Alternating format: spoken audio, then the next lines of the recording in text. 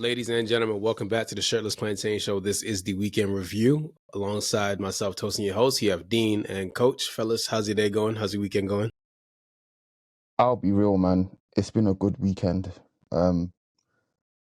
Just going to start us off, Rip. Any City fans listening, this is not the pod to listen to if it's the first time listening to us. Honestly, just don't. Turn it off. Just don't bother.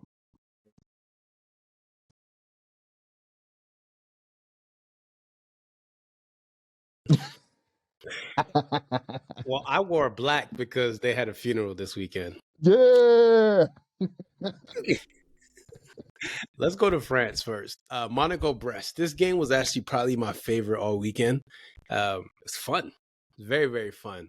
Just the two French teams in the Champions League went to battle. But the biggest takeaway from this game is Aklouche. That's probably the biggest takeaway. He's serious. So, Deen, the floor is yours. I ain't going to dance too much on the floor, but I'll tell you this much. This boy is playing so well that I thought to myself, you know what? If I get a pet, I might name it Magnus. Yeah. I'm not going to go as far as to name my child Magnus, actually. But, McDeen, which is my last name. If you didn't know, it's McDeen. I'm Scottish. But Monaco were really good in this game. I find it fascinating that Brest is almost as if that team is filled with a bunch of veterans and never thought, I'm ever going to play in the Champions League. So these guys just saved their best efforts for Champions League games. Then in Ligue 1, they're just kind of like, whatever happens, guys, because Aklouche was the best player in this game. He scored early, he scored late. I think in between. Who scored in between? I can't remember, but I do know Aklouche, there was a chance that George Ilaclina had that pissed me off in the second half. It'd be like that. Yeah. It was Golovin. Yeah, Golovin, Russian guy. That's why I forgot, because I got the automatic sanctions in my head. All the Russians and all the other ones, we're not going to say nothing because you know how that go. Anyway. I will. Geopolitics, baby. But yeah, Brest, they're essentially our second favorite team on the pod this year. Unfortunately for them, their arguable best player, Pierre-Liz Malou, their captain as well, he got hurt in this game. But the worst part for them is that they lost 3 points. I just don't understand the whole difference in form between Europe and France, because the games in France should be easier in theory, but not this weekend. Shout out Adi Hutter. Monaco is back in it. Hopefully they can provide some sort of challenge to PSG, because like we said about 4 weeks ago at this point, the league is feeling like it's over already. But we'll see. And their coach got sent away, by the way. Sent away? A Brest coach in the game, he got red carded. Okay, yeah. You said something weird, like he got put in a fucking ice camp or some shit, man. Like I got nervous. Marseille beat Lens 3-1. I don't want to spend too much time on this, but Nasty Man FC, they got back to their winning ways. And a guy scored a free kick that you guys might not remember. Coach, you know who it was? I was just going to say, I don't know who it is, but just on Nasty Man FC, none of the Nasty Men actually scored, which is pretty impressive considering how much firepower they have there.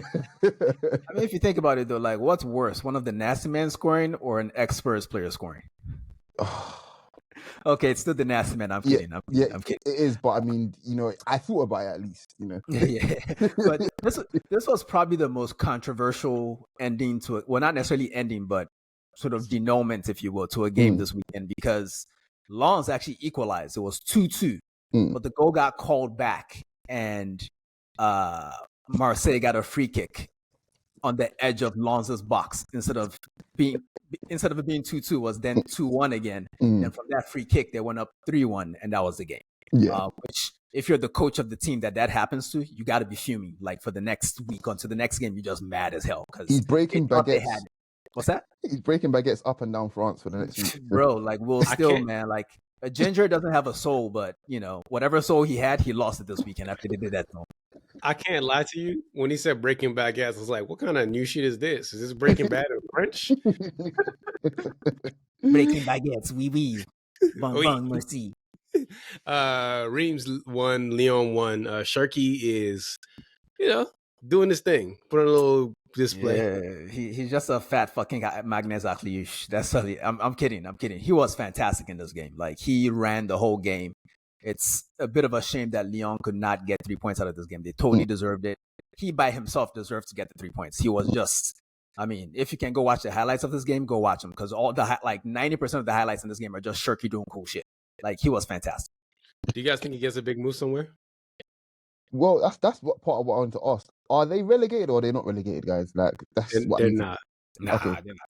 Well, No, I mean, you know, they have the as financial in with the shit. sanctions. They Yeah. have the financial shit. So we don't know. We don't know. The American owner, John Texter, is saying that, when I sell my stake in Crystal Palace over in England, I'll use that money to pay off these debts and blah. And the French authorities are like, nigga, no. So we'll see how that goes. But as far as like on the field, they're definitely not a relegation team. Yeah, but of course. off the field, shit might not go good, because they be enforcing that shit. Like Bordeaux went down a couple years ago off some shit like this, and so on and so forth. So we'll see. But when Andy Carroll was balling out. Yeah, in League Two, yeah, he is. So and that kind of just leads to my point that will, depending on how much the asking price is, he might actually end up at a club that's probably not quite of the European elites, but still quite good, and that it kind of disappoints me because I don't feel like he's a player that should do the one step then the big jump. I feel like he's pretty much talented enough to make the big jump now. So you don't think he's good enough for Betis? Because that's what it sounds like he's going. I'll be honest. I'll be honest with you. Love Betis, cultural, proper La Liga heritage club and that. But no, like to be blunt, Yeah, I mean the reason why the person we're sort of hinting at with this whole Betis talk, what's his name again? I know the left footer, other one. That's it was linked to Liverpool. Because he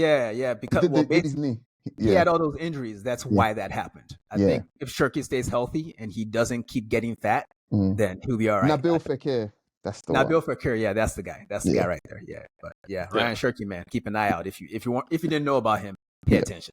Yeah, PSG to lose. PSG beat them 3-0. Dominated at home. Just there's nothing really to take away. They're just that much better. Neves scored a really good goal though. That was really good. And nice volley for sure. And Vitinha is really good as well. Yeah, I saw a clip from another podcast, and I'm talking about the best midfielder in the world, and I was like, yeah, it's definitely Gravenberch this season. I was just like, no, like it's to me, I get it, it's France, whatever else, but to me, if we're talking about the best midfielders in the world currently, Neves has to be in the top three. Like for me, he has to be in the top three. He is so fucking good and has been. He hasn't had a bad game, guys. Not a single one. Like the baseline he's setting right now is ridiculous. All I'm getting out of that anecdote you shared with us is that there should be no more podcast mics sold in England. How about that? Like, I don't know if it was an English podcast. That's the thing. It might not have been. Fuck out of here, man. Like, he's all right, but you're not like if you're gonna be the best midfielder in the world as a six, you kind of got to do it for a long time. You don't get to do that off a couple games. It's been like 15 games this season. Fucking relax. And his coach is bold. Lille beat Rennes 1-0. Only reason I brought this up is because Zagova scored, and we love Zagova on this podcast. Yes, and here's a key thing about Zagova and about any attacking midfielder attacking midfielders in general, right? The goal he scored today is how attacking midfielders rack up numbers. You follow your pass into the box. That's what you do because anything can happen. I really love it because it's an underrated and a really overlooked part of, we look at why doesn't player score that many goals kind of thing. Does he follow his passes into the box for knockdowns or for or for rebounds, stuff like that? Because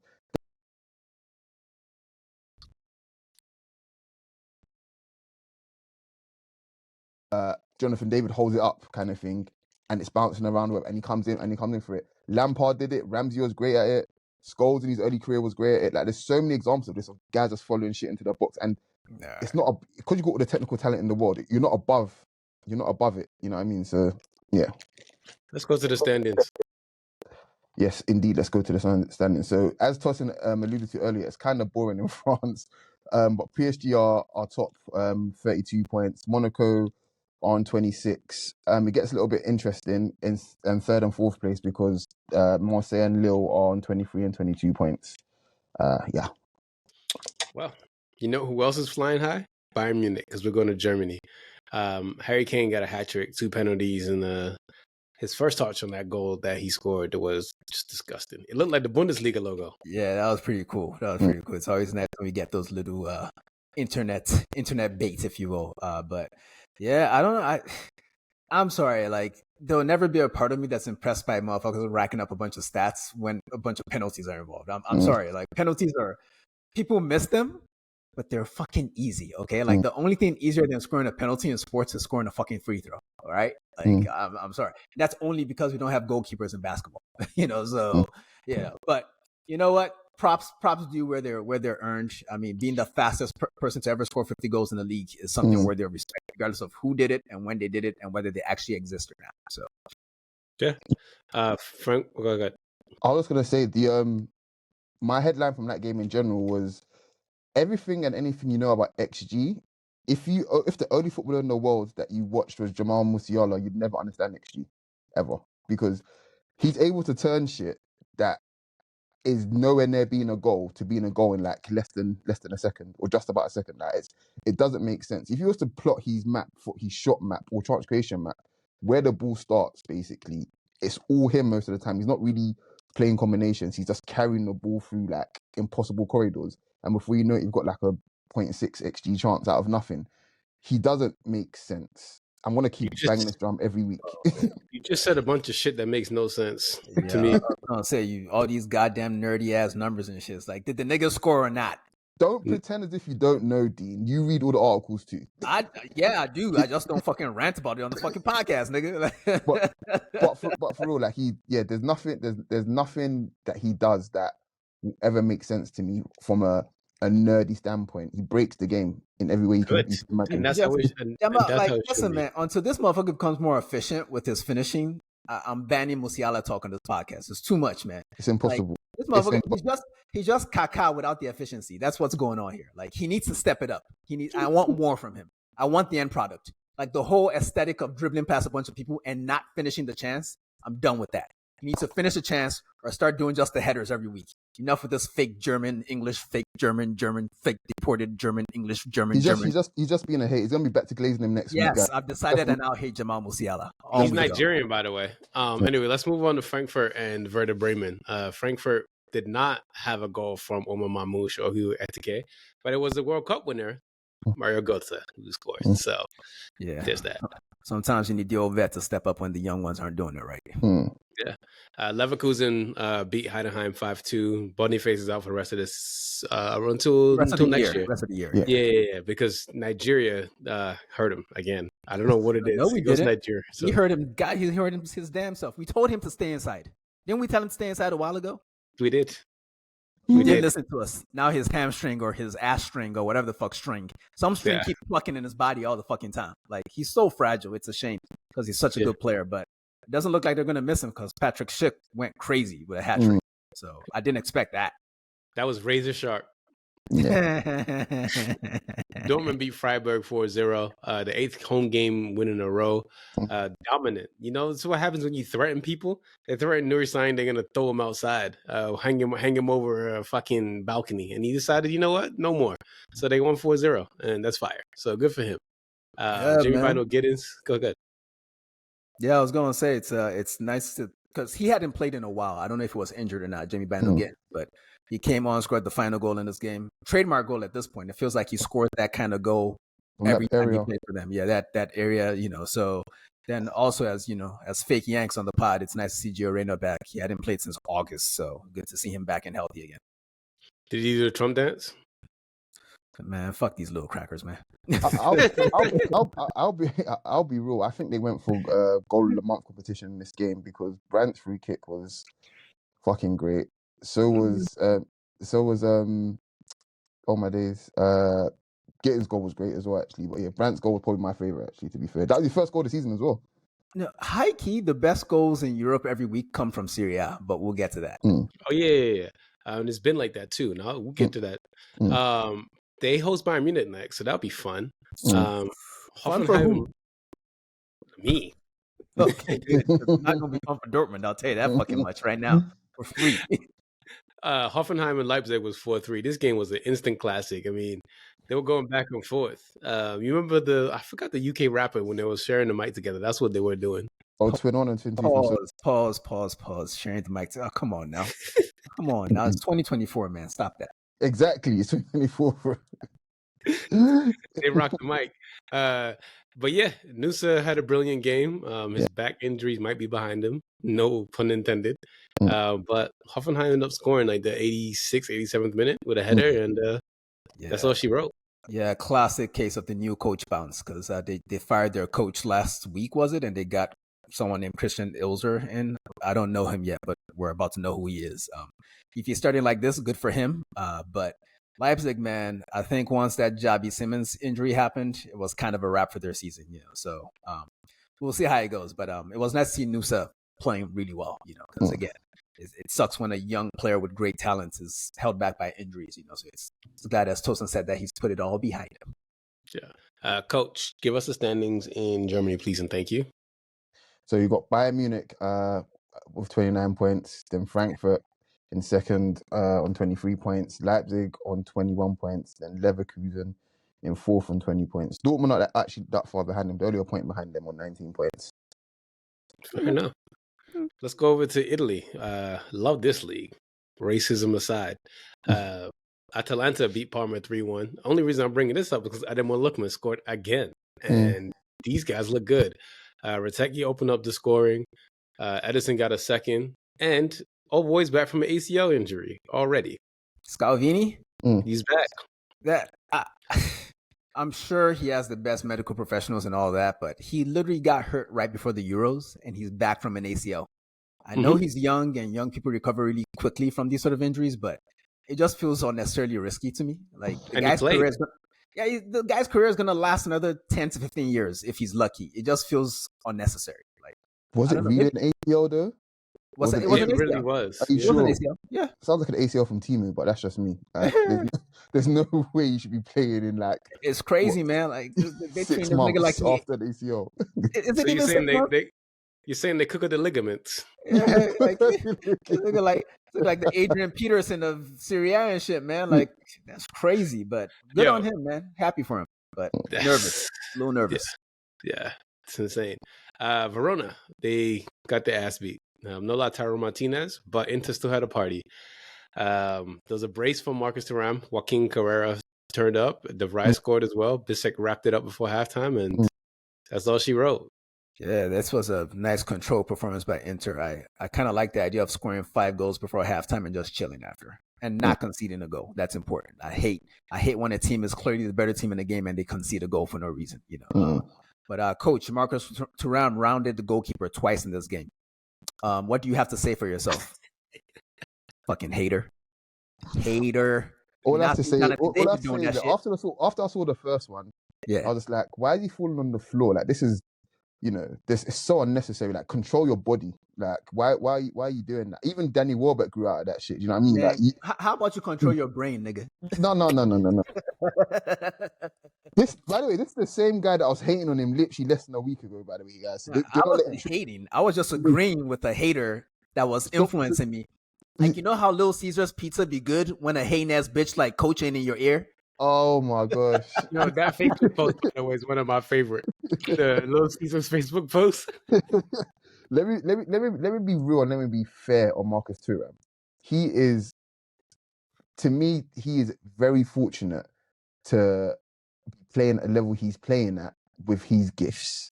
With that being said, he's making the most of every advantage that he has, and I can't hate on. He's really he's maximizing what he has, because to me he's still trash, but he's trash in a way that is good enough for him to keep his head above water at this level, to me at least. Like, listen, man, if you're gonna be trash and you're trash enough to play at a league-winning Champions League contending level, then that's the kind of trash we should all aspire to be. Facts. It sounds like that. You know what I mean when a guy says, if that's racism, I like it. If that's trash, I like it. Give me more of that. Now, speaking of trash, Milan and Juventus, this game was basura. I don't even know how to say trash in Italian. In fact, I'm going to go look it up right now. Y'all can talk about it real quick. Talk about this trash game. I mean, we could call it caca. That's a start.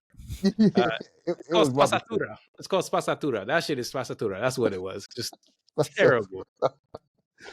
I'll be honest with you. This game was so boring that I considered actually talking to my family. All right. Please relax. You don't have a family. Like, don't lie to these people. that is not true. I do. I do. According to the courts of London, you do not have a family. Like You were just born. You spawned out of Yeah. nowhere. See, these are the things that get said and get repeated, and people think, oh my gosh, this guy is a nomad. Guys, my cat right now can testify that I actually have a family, guys. Wait, He is my you have a cat that talks? Oh, nah, let's move on. That's This nigga wild, crazy. man. That's This wild. nigga crazy. This shit getting wild, man. Genoa to Cagliari to Vieira's debut was ruined by 2 penalty decisions, but Genoa decided these niggas need a nigga and got another nigga as their coach. So happy for Vieira. He's coaching Balotelli, and the funny thing is those two do not like each other, but somehow they're coexisting again. So Why wouldn't they like each other? Balotelli said he didn't like Vieira. Yeah, I think Vieira had some comments as well. This is when he was in France managing In Nice. Yeah, and he mentioned some shit about how I don't know if it was focused, but basically saying that his current level basically isn't good enough. He's not showing the desire to improve or something along those lines, something like that. Yeah, and Balotelli didn't really take kind to that and had some shit to say as well. So Well, he always got some shit to say. Whatever. Yeah. Anyways, Fiorentina beat Como 2-0. David De Gea had a crazy triple save, by the way. If y'all didn't see that, an insane triple save. Yassin Adli scored, and Moise Kean, scored again. my boy. Again. My boy. Can you start slandering Martinelli, please? Could you just do that for me? Nah, I don't have that sort of energy for white people. Sorry. Speaking of white people, Napoli beat Roma 1-0. Lukaku scored the winner. Ranieri's debut was not enough. Roma are a mess. But I just want to point out that transition fucking sucked. It did. What did. fucking white people are you talking about, nigga? Like, it did. Talking about the white Napoli fans, they were happy. there you go. Fair enough. But Good I will save. say this much. The only good thing about Roma right now is their kits that they're releasing. Those third kits from 92, the jackets and all that. It's the only thing they got going for them. The throwback stuff. Yeah. It's a shame. I think we're all low-key rooting for them because everybody likes Claudio Ranieri, but, sometimes it's not enough to have a new coach. Not everyone gets to benefit from a new coach bounce. So sometimes your team just sucks. And you know what? To be fair, Napoli at the top of the table. Like, Roma could not have realistically expected to go away to Napoli just because they have a new coach and win the game. They actually competed well in the game, but unfortunately, they conceded a goal from a guy that used to play for them in Romelu Lukaku, and I watched most of this game. To be fair, I'd say Napoli definitely deserved the 3 points. So Roma will get it in blood from someone else later on in the season. Yeah, Coach, give us the standings, please. No, you give us the standings. No. Napoli are on 29 points in first. And then, guys, between Atalanta to Fiorentina in fourth, they're all on 28 points. Yeah, man. Serie A is fun in general. And it doesn't feel like there's while Napoli started off as hot favourites, it doesn't feel like there's a complete and utter obvious favourite now at this point, which is good. Very good for me. Very good. Yeah, like if I had to put money on someone right now, put it this way: even as an Inter guy, I low-key want Atalanta to win the league. I just feel like it'd be so cool if they did it. Plus, Ademola Lookman might win the Ballon d'Or off that shit or something, which would be very nice. If he could get top, if Atalanta were to win Serie A, he could get top 5. I think journalists are wise enough to actually be like, yeah, because he's gonna. Is that a good thing though? You either get number 1 or it doesn't fucking matter. Who cares? Yeah, but I'm not being funny. Like, I personally don't know of any Ghanaians that have ever been in the top 5 of Ballon d'Or. So yeah, exactly. Sure keep thinking. That? Yeah, keep thinking. Go on, keep thinking. Go on. I dare you. At the end of the pod. Yeah. So that's my motivation for it. Yes, Atlanta, go do your thing, man, please. Oh man, that is I'm trying to think. Was it 92 when Van Basten won that there was Betty Pelé, perhaps? Because he was at Marseille and they won the Champions League that season. So, but we'll look it up later. He didn't crack the top 20. He didn't crack the top 20. No. That's foul, man. That's okay. We'll eat a boiled egg in his honor. Let's go. Let's go to Spain. Celta Vigo and Barcelona 2-2. Barcelona have been cracking a little bit. We mentioned it, that the cracks were there, and no Lamine, no party. Basically, that's crazy. I'll be honest, though. Child. Yeah, I'll be honest though. I'm still thoroughly impressed with Rafinha. And he just, despite them obviously dropping points, he was the reason why they essentially took the lead anyway.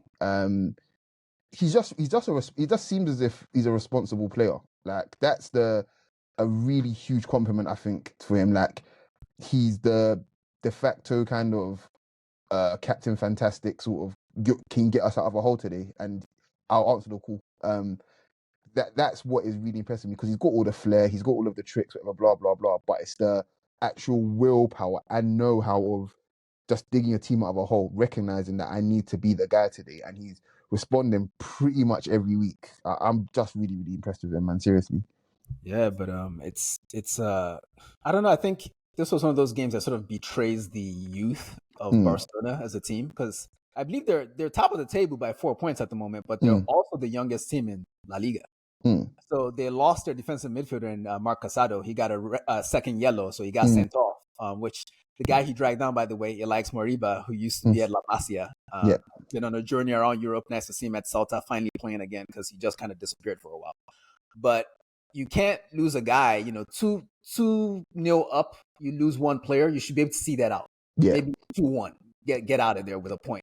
And they just kind of fell apart at the end there, and it's a shame, because they probably, based on the flow of most of the game, they probably deserved to win the game, but they fell apart in basically the last 7 minutes of the game. Like they had it until then, which is a shame for them. But Jules Koundé's error was just like, bro, he was probably thinking of his next shitty fit. I was just about to give him a nickname too. Well, what's that? Negro Bellerin. Nah. Leave my boy out of that. Leave my boy out of that. But my boy's a sustainable dresser and shit, man. I literally was about to say, if it wasn't for the, for Bellerin being part of the environment, Jules Koundé, he saw Bellerin walk, and now Jules Koundé's trying to run. So it's not, it's not it for him.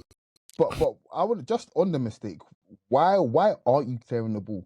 Like genuinely, what is going through your mind? Why are you trying to take a touch and everything else? That doesn't make sense. And I saw some shit yesterday with Chelsea in the Chelsea game as well. I was thinking, why aren't you smashing the ball? Like even with Southampton today, guys, these people need to stop playing this dumb game of all this composure and shit.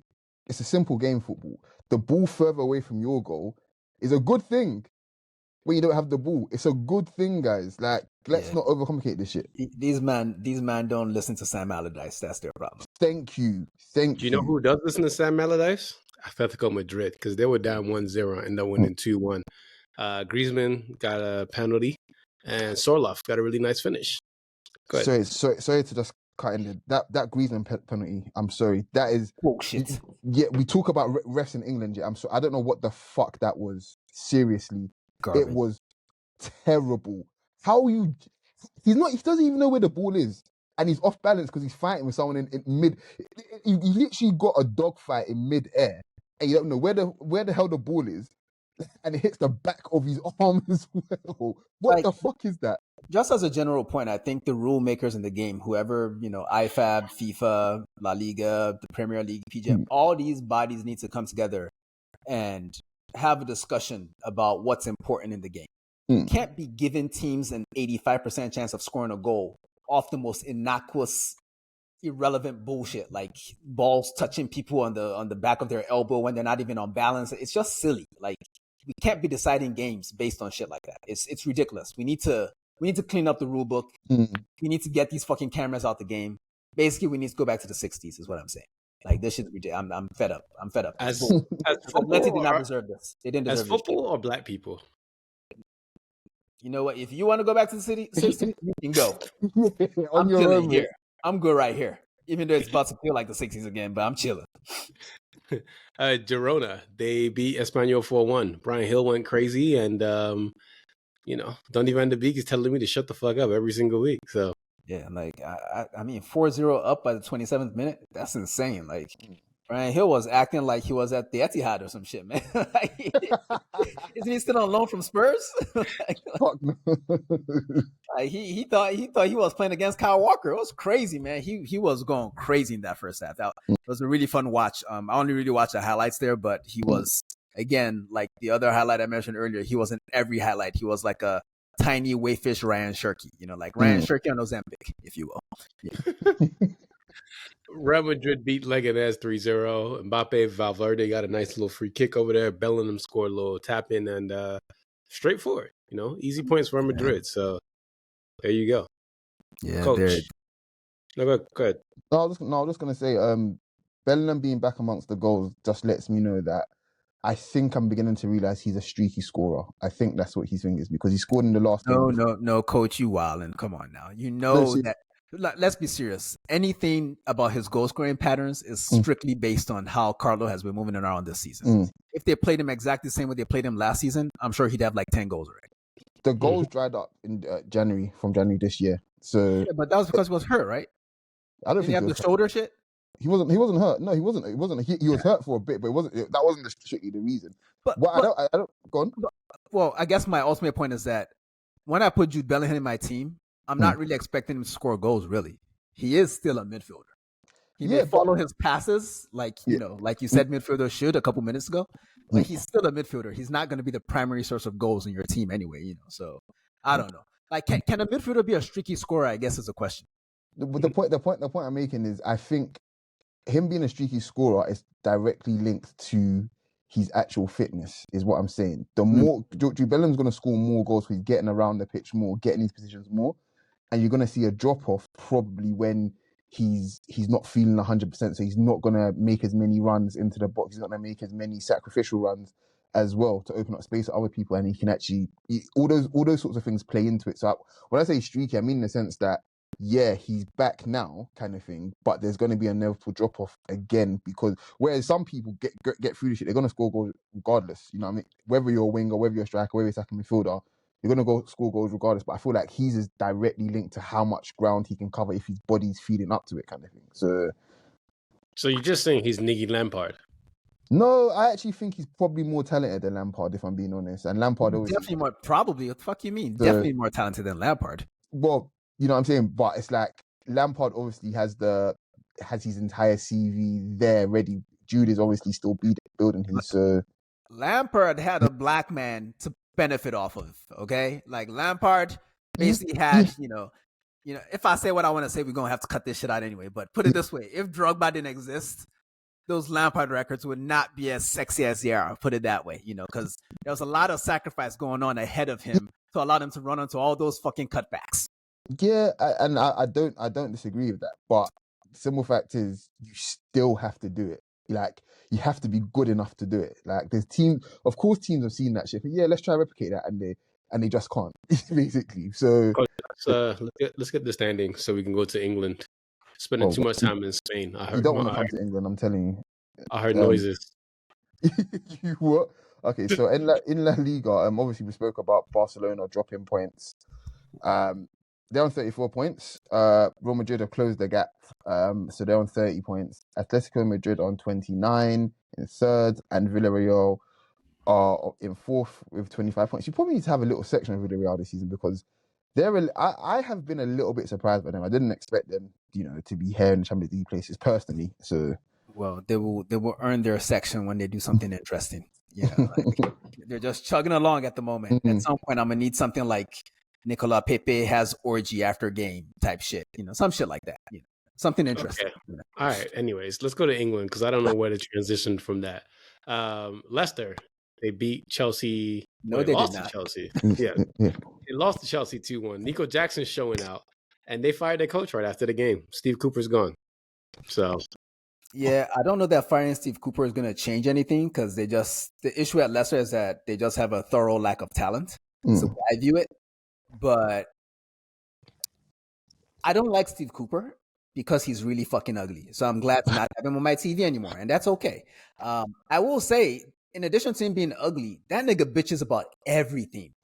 He's such a whiny bitch. Like, he complains about the refs. He complains about the coaches. He complains about his team. He complains about the other team.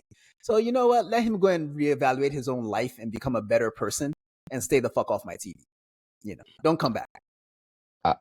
I have nothing to say other than the fact that Nico Jackson's goal was really well taken. I really appreciate that little touch before he shot as well. Like, little shit like that, separates, good players from great players, stuff like that. But yeah, Leicester stink. And they're that's just it. yeah, That's it. that's it. Yeah. Arsenal. And a quick shout to Joao Felix. He got some minutes. I think this was maybe the first game he started in the league for Chelsea this season, and he was just very active in this game. Like, he didn't score or assist or anything like that, but he made shit shake for sure. I really enjoyed his performance. Yeah. Speaking of making shit shake, Arsenal shook up Nottingham Forest, beating them 3-0.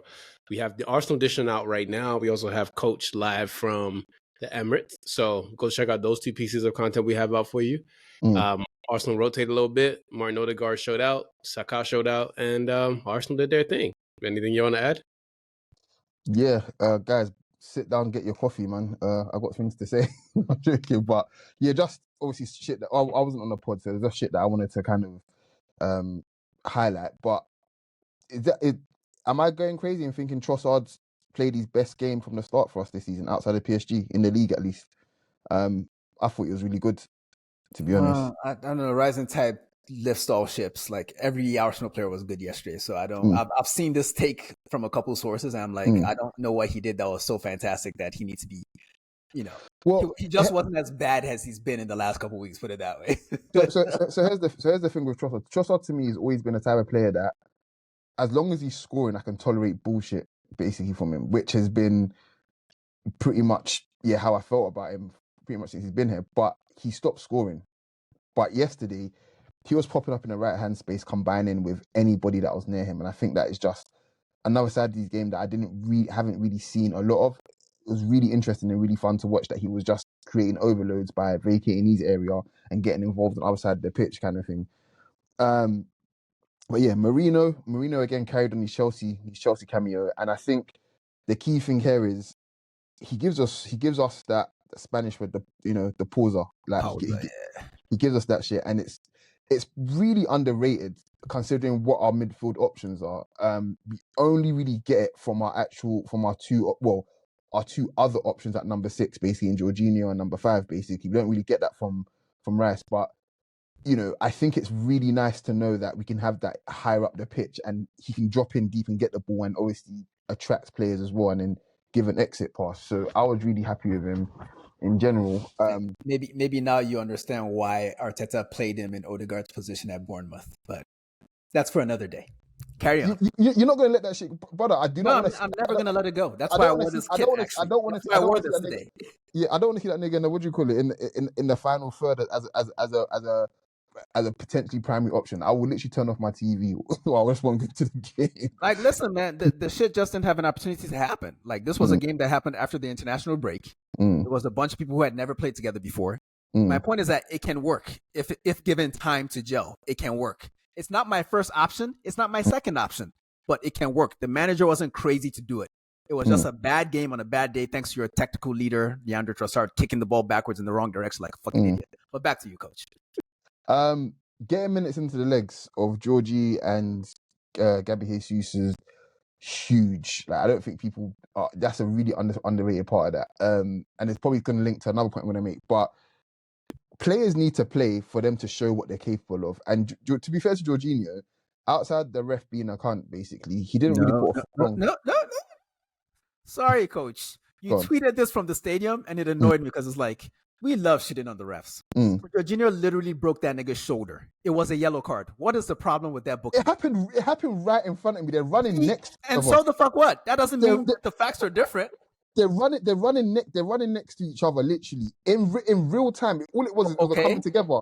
It's a coming together, and you give a yellow card. It was a yellow card for your first. He tackle. Broke a counter up. It's a yellow card every time for your first tackle. It doesn't matter if it's a first tackle. On the wide side, yellow. Wait. Here's the point I'm making, coach. Let me make the point I want to make. But I'm mid-sentence, bro. What's the point? Like, I just feel it's okay to criticize refs when they fuck up. That wasn't a ref fuck up. It was a yellow card. It was the right call. Okay, so all of the things that the refs consider, especially in their rule book, because I don't know what the fuck they consider distance from goal. They consider where the foul happened and shit like that. If it happens in a wide area and he's got cover, counter attack. Antonio Alanga is one of the fastest players in the league. Jorginho is not. He knew what the fuck he was doing, and he dislocated the man's shoulder. I honestly couldn't give a. That's not a yellow to you? How can you? They were literally coming together. You don't know what the fuck you're talking coming about. together. You're talking about football. You don't know what the fuck you're talking about. So anyway, I definitely do know what I'm talking about. So anyway, I actually think Jorginho put in a good performance, but with him not being able to continue playing his game, knowing that the next one he's probably off kind of thing, Arteta was forced into a sub, which I wasn't particularly happy with, but I was happy the fact that Arteta recognised I'm not even going to take any chances. It's only 1-0 kind of thing. So that was a good thing. Odegaard, there's very few players that have me feeling like I just feel safe. I never thought it would come in the form of someone that's barely 6 foot and is blonde haired and has baby facial hair. But I feel very safe when Odegaard plays football for Arsenal Football Club. Everybody and anybody looks so happy to give him the ball in any area of the pitch. Like they're so confident in doing it. So much so that you see shit like Julian Timber popping up as our centre forward, like because Odegaard has gone into his space that he's left now, and he knows that if Odegaard sees him, he's gonna find him. Stuff like that is so important. It's so important for Arsenal and in general, to be honest. But I think the key point is here, and we're probably gonna get to the Man City on a Man City point, is that when you have your best players fit and firing, you're probably not going to lose football matches, and pretty much you're going to blow teams away and not get blown away. We didn't use Martinelli. We didn't use Havertz. We didn't use Rice. Huge, absolutely huge. Arteta, I think, is recognising rotating these players and getting everyone minutes kind of thing means that players are not going to be knocked out of rhythm if they don't play a game. Like if you've got 3 games in a week and one player doesn't play one game, they're probably going to play most of the other 2 games kind of thing. So I think that's, it's a huge learning point for Arteta as well. But yeah, look forward to Sporting. Havertz will probably start. I think Martinelli as well, probably going to need the pace and the counter. But yeah, that was my observations from yesterday. So Nick, we're done now? Oh yeah, we're done. Okay, good. Because I wanted you what to about completely Ethan Nwaneri? We can go along on Ethan as well if you want. I will slide tackle you. We're not turning this into an Arsenal podcast. That's enough. We're done. We're going to Aston Villa and Crystal Palace. This game was drunk. That's the only thing I can say. Crystal Palace came down to earth. Not Crystal Palace. Aston Villa's come down to earth lately. They haven't been firing as as they were early in the season. So are we gonna? It's weird. Like when Aston Villa doesn't win for 6 weeks in a row, I don't hear anything about their coach being better than Arteta. No, you don't. So the next time they win a game, are we going to compare him to Arteta again? Is that what we do here? Absolutely. That's what the media. That's what we be doing, huh? Yeah, that's what they do. Shout out to them. I mean, they've not had the best of seasons, but I thought they were good value for their point. Probably should have gotten 3 points. Could have stole it at the end, even after Villa's equalizer. But Emi Martinez, we're not a fan of him on this podcast, but he made a really good save at the end there. But yeah, shout out Palace. I'm just really sad that Eddie Nketiah is not part of them finally picking shit up, because I really feel like he can bring something to this team if he gets a good run in the team. And unfortunately, he's injured at the moment, which makes me very sad. What makes you also sad? Your boy Fabian Herzler. He's been having a great start at Brighton. They beat Bournemouth 2-1. Matoma's goal was pretty decent, and I know you're shaking your head just like I'm sick of this man. But yeah, they did their thing. God will punish him. I know. He's a liar. Like God always punishes the liars. Bournemouth could have stolen a point at the end as well. I think Semenyo potentially, he probably keeps going the way he does. He does, and we might be talking about an outsider for potentially PFA player team of the season, like an outsider for one of those positions, because very few wide forwards this season have been better than Semenyo so far. What makes me so happy? Makes me so happy about Semenyo doing well? He's playing so well for Bournemouth, but doesn't do shit for Ghana. That makes me so happy. Yeah, like I think with him, I think there's another level to go with him if he just adds like 5% more intensity to his game. 5%. Like there's a little too much chilling in Kumasi in his game sometimes. Like there isn't enough belief. I think is what you're getting. Like I don't think he knows how good he is. That's really good. That's exactly where it is. Like he's good. He's really good, and he's confident. But I almost feel like he's scared to press it even further. Like, oh shit, I'm really doing 80.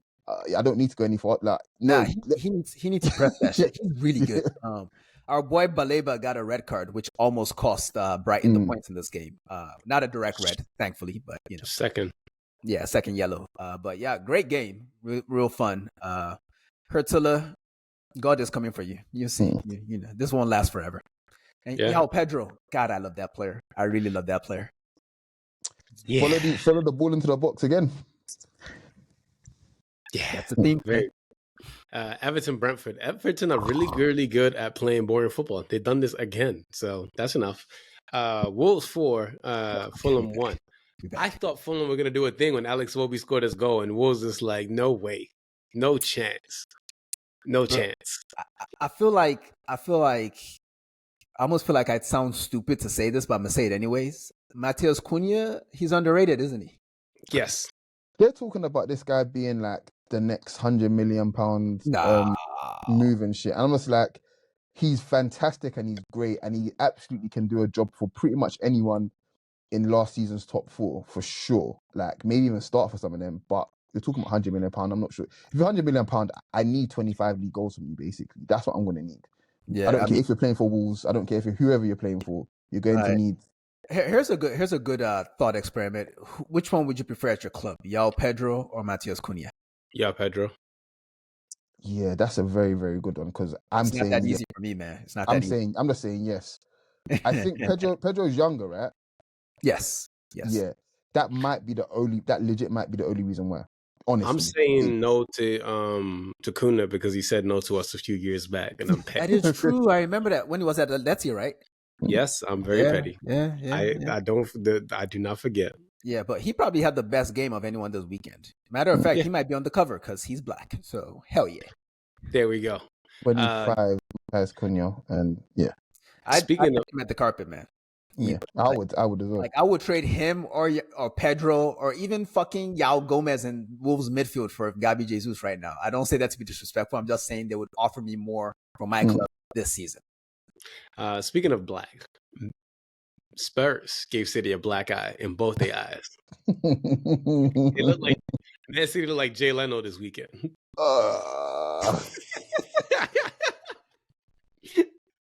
They got their ass beat. It was bad. It was really, really bad. It was so bad that James Maddison scored a brace. That's I just really enjoy, you know, like it's funny because the fourth member of our little crew here made the point as this game was starting when they were doing the Rodri Ballon d'Or celebration before the game that this is such a classic NBA moment where they present the MVP and the MVP gets his ass cooked at home. Unfortunately for us, Rodri is injured, so he wasn't there to suffer with the rest of his fucking asshole teammates. But good God, this was a satisfying watch. Coach, do your thing. Man, fuck Man City. They got exactly what they deserved. This is the Man City that I've known much longer than whatever the shit they've been doing since Pep got here, whatever else kind of thing. Like, this is what I'm more used to, guys. This is what we're all more used to. This is far more of a... Gone. You just remind me of something. I think the podcast cover should be that Man City tweet, we're in the trenches. Potentially, that could be a good one. But this is the Man City that I'm way more familiar with. And it was honestly one of those performances where Tottenham, you know, they have to give them their props. They're a good attacking side, and if you give them space, they're gonna absolutely kill you. My biggest worry, if I was a City fan, is that they look so physically off the pace. It's actually a joke. Like they can't even running back towards their own goal. They look like they're running it. All of them look like they're running in sand.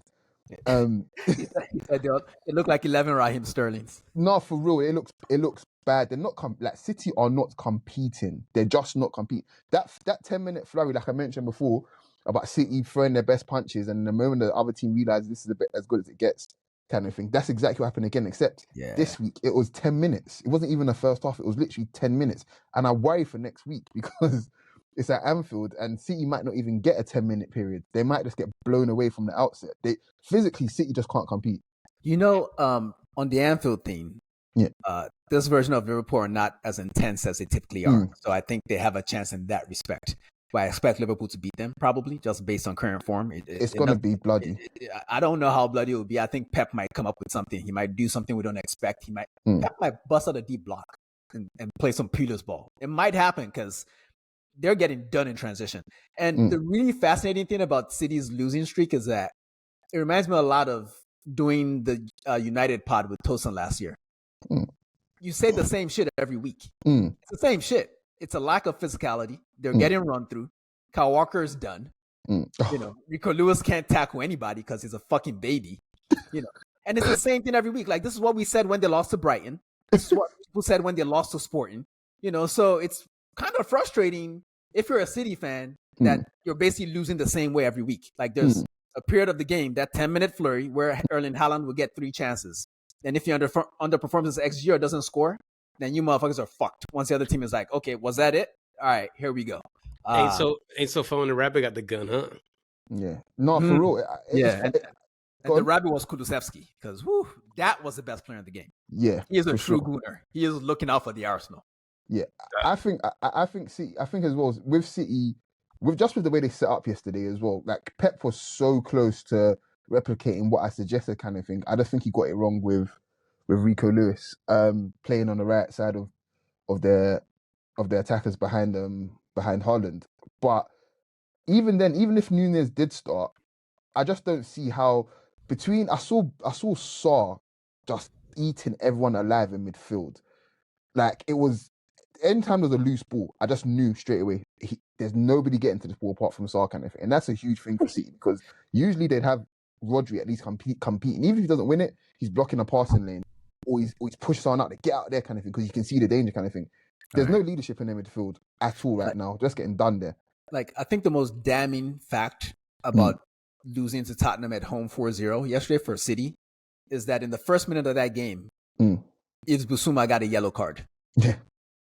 And City couldn't take advantage of that. And Tottenham destroyed them in their own stadium. Like, I don't know. Tottenham, man, respect to Tottenham for once on this podcast. Because clearly they have some sort of hex over City. They've always had the ability to give City a bad day. And the one time Arsenal needed them to do that last season, they didn't do that shit. I respect the hating. Y'all niggas some fucking losers that know how to lose at the exact time you need to lose. Good on y'all. Except for Southampton. They lose all the time. Southampton gave Liverpool 3 gifts, and that's the only thing we can say. I don't even want to. There's nothing to add to this other than the fact that there's a lot to add. This is the most aggressively stupid football team I've watched in many years. I do not enjoy Southampton. Like, watching them upsets me. As a neutral that's obsessed with football, that watches any game that's on TV at any time, I don't know that I have the energy or patience to spend on Southampton again for the rest of this season. I just want them to get relegated now and save me the fucking time and effort, because the stupidity on display in Southampton games is like, Flynn Downs, if I catch this nigga in public, it's on sight. Like, how the fuck you making money as like, kids, follow your dreams. If Flynn Downs and all these fucking bums that play at Southampton can make money as Premier League players, you can achieve anything in life, man. Like, just these motherfuckers. Liverpool is on their ass pressing them. Every Liverpool player is in Southampton's half. Their goalkeeper gets the ball. What does this nigga do? He rolls it out to fucking Hernandez on the edge of his own box. Like, why? Like, just calm down, nigga. Like, where are you rushing to?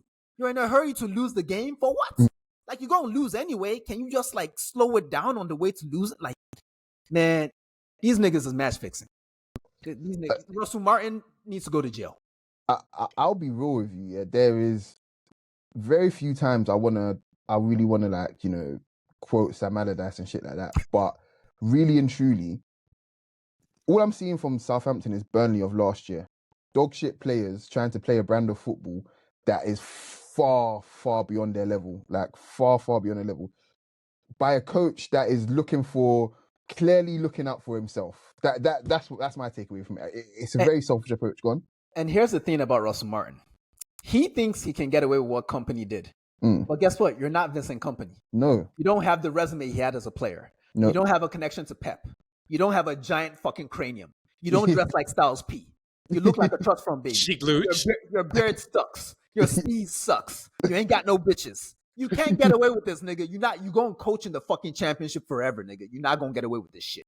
Like, even if it cost me my life, nigga, I'm gonna make sure you don't coach at a higher level than this Southampton team. You're a piece of shit, and you're costing this club a great opportunity to do something. I mean, Southampton is a heritage club in the Premier League, man. And he's just wasting this whole season for them by playing this bullshit kamikaze. Like at least with Burnley, yes, they didn't have the players to play the style they wanted to play, but there was at least an honesty to the effort. Like, bro, a lot of these errors that they're making, it looks like match fixing, bro. Like handballs and just throwing the ball to the opponent. Like, bro, this game against, and this isn't even hating on Liverpool. This should just upset me so much because they should have beat Liverpool. Like, it took them so much effort to score the goals they scored, and they just gave Liverpool 3 gifts. It's insane. It's insane. To make it a much more positive note, Onuachu did solid. He was good with his hold-up play. That man did a no-look pass for no reason. But Tyler Dibbling is that guy. Yeah. Bring him to the carpet. Yeah, so just a couple things, just to rewind a little bit on Onuachu. Yeah, listen. Genuinely speaking, you had Robertson? I know it was Konate on a yellow card. I know it was Robertson on a yellow card as well, right? I have no idea why they didn't start going long to him and just playing him on Konate's side. Just because Russell Martin is a cunt. so you're telling me, like, because let's be very real here. He was bodying both centre backs. He had them both on toes physically. They couldn't compete with him, and I was very, very impressed with him. And then Cody Gakpo turned into a hitman and took him out, like literally ended his afternoon, which we don't have to go into much detail because Liverpool fans act as if their players can't do anything wrong, kind of thing. But on Dibbling, he was playing everywhere today because he started off on the right, and then by the time Onuachu came off, he was like the furthest player forward, basically. And I don't think there's a more scarier sight than a player having so much control of the ball through the middle of the pitch and being able to beat players, a la Musiala kind of thing. But he's doing this at a young age. And there's end product. There's end product. But on top of that as well, it's the players that he's attracting. So players are scared. Like, he's attracting a bunch of players to him, kind of thing. And I just think at a young age, he's done it in the Championship as well, guys. This is not like his first. He's done it in the Championship. If you can make it in the Championship, you can pretty much make it anywhere, if I'm being honest. So I'm calling it now. He's the real deal. The boy is the real deal, man. Unless you're a fucking Russell Martin. If you can do it in the Championship, you can stay in the Championship, you fucking bum. Man United Ipswich, the Man United edition should be out by the time you guys hear this. I have nothing to add to this, man. Just new coach, whatever. He looked disgusted. I will say that much. Like, he looked like, you know that meme was says, damn, you live like this? That's what it was like when I was watching those players. Like, those guys, he was like, I'm sure in Portuguese, was like, you guys are some bums. I'll say this much. I like the body language from the team that he put out. Like, clearly he doesn't have the players he needs to play the way he wants to play. But I think the energy was good. The attitude was good. They started the game great, but ultimately the problems cropped up pretty quickly. And remember, a couple of weeks ago, we were joking about how there are no small teams in the Premier League. It's not a surprise that a team like Ipswich basically had United in a vice lock for most of that game. Way more XG than United. Liam Delap should have scored twice. A quick shout to Andre Onana, because when he was having that rough period, there was a lot of noise around him. Now that he's been essentially, arguably, the best goalkeeper in the league this season, no one is saying much. Probably him and Keller at Liverpool. Between them two, I would say, have been the best goalkeepers in the league. Credit to him for that. But people need to be patient with Amorim. That's all I'll say. Like, he has a lot of work to do, and we need to give him some time. Yeah, I think his post-game interview was really revealing. And it was really refreshing as well. He's basically, long story short, I suppose I'll go back to this. His last comment he made was he has no time basically to do interviews. He doesn't want to talk. These fucking interviews and shit. Coach, he said, I did more interviews this week than my 4 years in sport. And I was like, well, buddy, welcome to Manchester. Welcome to hell. Yeah, he doesn't give a shit about this. And I really respect that. I really enjoy that, because at the end of the day, if you don't give these people anything to talk up to, any sound bites or anything like that, they're gonna you starve them, kind of thing. They can't put pressure on him with, oh yeah, but you said this, blah blah blah. Let's let him get on with his job, innit? Get on with the work. Send out his assistant, whatever, to do the media shit. I don't know, but let him do the work. The second thing is gone. I was gonna say they should have kept Van Nistelrooy just for the media shit. Potentially, like, you know what I mean? He's not interested, and I really love that. Like, come here, rude boy. I think he realized straight away, like, these guys are all idiots, man. It's like these are not serious people. Like, I'm trying to coach a team. Y'all got me doing interview after interview after. What the fuck? I'm a coach. Exactly. And Roy Keane, I think Roy Keane might have asked the best question, because he basically straight up said, like, do you think some of these players lack intelligence? And Amorim, in no uncertain words, basically said, yeah, like, they do. Basically, yeah, literally. Honestly, watch the Sky Sports interview. He was like, yeah, and you know, sometimes they don't know whether to hold the ball or to, what do you call it, or to play it. He was basically just highlighting certain things that he saw in the game, agreeing with Roy Keane. I'm not joking when I say it's like he gets it. Yeah, like he gets it, but he doesn't want to have to say that. He's just honest, isn't it? But he doesn't have to, like, to him, he's looking at the perspective of, like, if I can see this shit, everybody else can see this shit, kind of thing. I don't need to say it, kind of thing. But if you ask me about it, then yeah, kind of thing. But I don't want to have to. You know what I'm saying? Like, so I really, like, gone. I will say this much. At one point in the game today, I saw Diego Dallo telling Christian Eriksen where to stand, and I was like, these niggas got a long way to go. They got a long way to go. And you're right. Like, I just didn't expect the coach to, say something like that in public, because that's, I know he doesn't really need these players. He doesn't need these players because at some point they're going to get rid of them. There was something the commentator said that made me get up out my chair and just go for a walk. He said the midfield has a combined age of 67 or something like that. I was like, Jesus Christ, let me go home. You see, so again, and Amarin is clearly aware of the limitations there.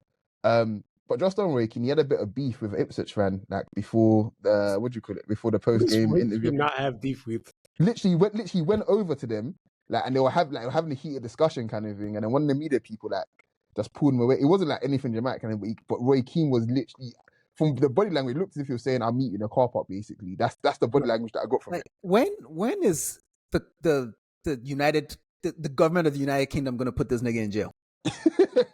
Like, remember when this nigga got headbutted by an Arsenal fan? It's like, nigga, if you beefing at several different stadiums, maybe it's the nigga that's getting into beefs that's the fucking problem, not the people that are being beefed on. Put Roy Keane in jail. Let's start that campaign. Roy Keane to jail. Keane out. He might run the prison, actually. Newcastle hosts West Ham on Monday. But it's Champions League week and it's also Europa League week, so we got some games for you guys to look at. City versus Feyenoord. Put this up there because City on a 5-game losing streak. Do they bounce back? We don't know. I hope not. I think Feyenoord can do them. We got Bayern versus PSG. Tasty. Harry Kane brace incoming. Okay. Inter versus Leipzig. Inter 3, Leipzig 0. Barcelona versus Brest. Titties. Sporting versus Arsenal. Oof. New manager bounce versus Arsenal is going to be interesting. Look, our away record isn't great in Europe, but I want to go cheeky 1-0 Arsenal win. Okay. I fuck with it. Aston Villa, Juventus, they're going to battle for the heart of the former Brazilian that used to play for Aston Douglas Villa. Luiz. Yeah, the battle of Douglas Luiz. Yeah. Monaco versus Benfica. This is just a real hipster shit. And I also brought it up because Angel Di Maria scored a hat-trick this weekend. If you did see that, go take a look. Including a bicycle kick. Yes. God damn, he's amazing. One of my favorite players of all time. Love that guy. He is. And I have a hot take. He saved Messi's Argentina career.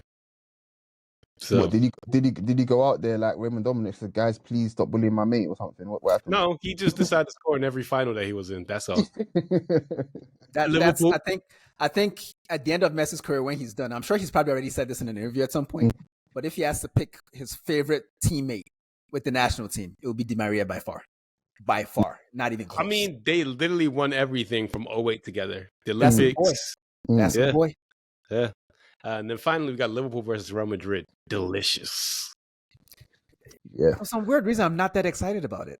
I won't lie to you. I am, because I think Real Madrid, obviously, they've got quite a few big injuries and whatnot. But let's be clear, this is by far and away like the biggest challenge Slot is going to face. Like the European champions, you know, a lot of people's pick for the Ballon d'Or, playing against them as well. Like it's going to be a huge challenge. So I'm excited for that alone. I just want to see how they perform. You're overhyping this shit. Like literally all this game, the only thing that matters in this game is the fact that Trent will get to meet his future teammates up close. I was just about to say. Isn't he still injured? Isn't he still injured though? Trent? What's that? Isn't he still injured? Yeah, he's injured, but you know, he'd be at the stadium. You know, he gets to talk to Vinicius, you know, learn how to say nigger in Spanish, you know, shit like that. You know, he's gonna learn Hala this week. That's what he's gonna learn. He's gonna speak Hala. Ladies and gentlemen, we are out. This has been the Weekend Review. Please don't forget to like, comment, subscribe, share this with your mom, your dog, your cat, your sister, your father, everybody. We're on Instagram, TikTok, Blue Sky now, and they're still dabbling around on Twitter because, some of us just like the cesspool. It is what it is. But yeah, we're out. Fellas, y'all got anything you want to add? Everything Tosin said. Free Palestine. And on that note, peace. We're out. Everyone take it easy. Peace. Hey folks, this is Deen from the Shirtless Plantain Show. Don't forget to subscribe, comment, and follow us on all our socials. You can see them right beneath our recordings in every video. Thanks again, and see you on the next one.